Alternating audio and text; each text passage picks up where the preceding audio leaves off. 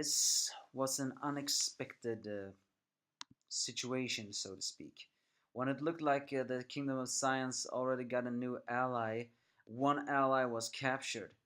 So, all in all, despair is apparently waiting in the air. The Angry Anime fan here to bring you chapter 67 of Dr. Stone. It was about time. As Senku and Senku and Ashiguro again is lectured on the fact of doing Lillian's voice. They begin to talk about Okyu and his super hearing. It's actually revealed that he wasn't just a good author back then. He was actually somehow a young kid that was operating in sonar for submarines. Therefore, his ears became very sensitive and attuned, which was one of the reasons why Tsukasa revived him. So again, how could uh, how could a high school primate, which was the best martial artist, possibly know that he was a sonar person? And why is he even following Tsukasa at all?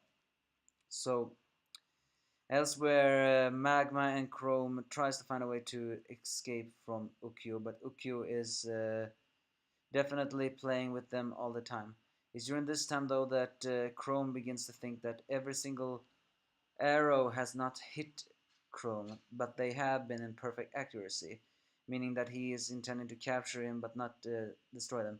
So, uh, after creating a scene where it looks like he is dead, um, mm, uh, Chrome, uh, Chrome tells Magma that it was actually just a comedy moment that he's not dead and he's intending to surrender. Well, he's gonna use that. He's gonna use a decoy. So using his underwear, he waved a white flag for surrendering. And Magma, who sees that Chrome gets captured, is forced to turn back, even though he wanted to stay and fight. Because after all, Magma may be a musclehead, but that's just what he is, a musclehead with no point of strategic. So Uryu would have sooner or later forced to fire him. And then he begins to casually talk to Chrome. Ukyu began casually talk about saying that if you didn't white that white flag, I wouldn't have forced to shoot that muscle guy. So, but Chrome tries to keep himself quiet because he knows he's trying to get information.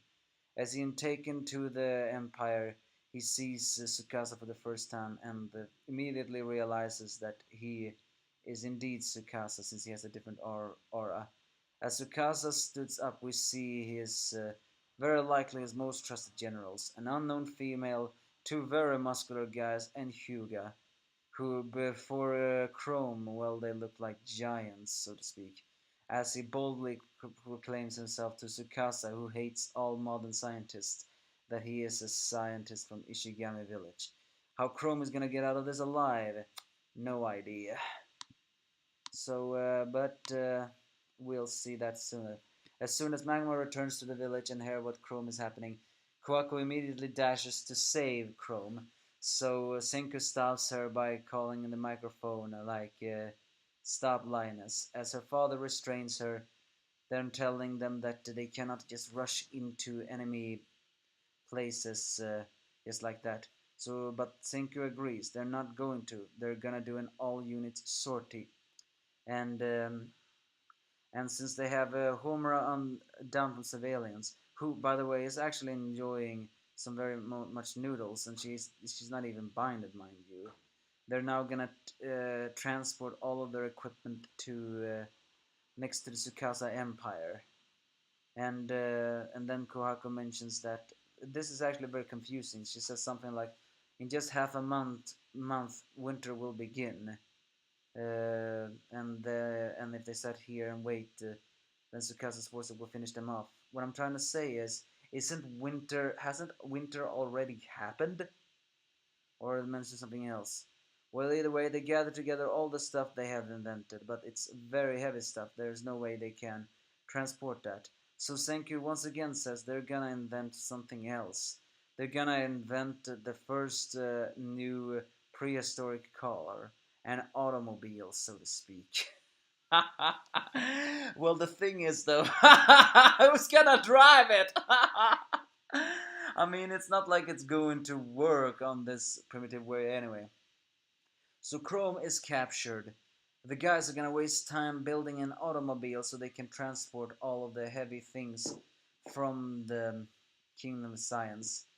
This excites Senku as a man, but how are they gonna build a prehistoric automobile? I have no idea. That's gonna take years, but well, if they really do manage to invent one, then transporting all those things that they have won't be a problem. The thing is, though, is Chrome gonna be kept alive until then? Now, I mean, they have Homura, but she's not gonna crack because the Ishigami village do not torture people after all. But then again, Tsukasa may very well torture Chrome. He may be a teenager, but Chrome is a scientist, and Tsukasa hates all scientists.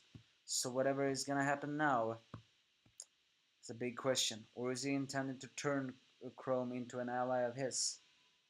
Well, who knows? All in all, I say both sides have now, advantages. The only real difference, though, is now maybe Taiju and Yusihara, as well as their new ally, could very well rescue Chrome. But can they do that without anything else? They will have to make Ukyo one of their allies. Again, if a guy who's skilled with archery was working in a submarine, how does that make sense? I mean, how did Chrome even know? How did Tsukasa even know that he had those skills? He got some crazy powerful people on his side. So give me your faults if you have any.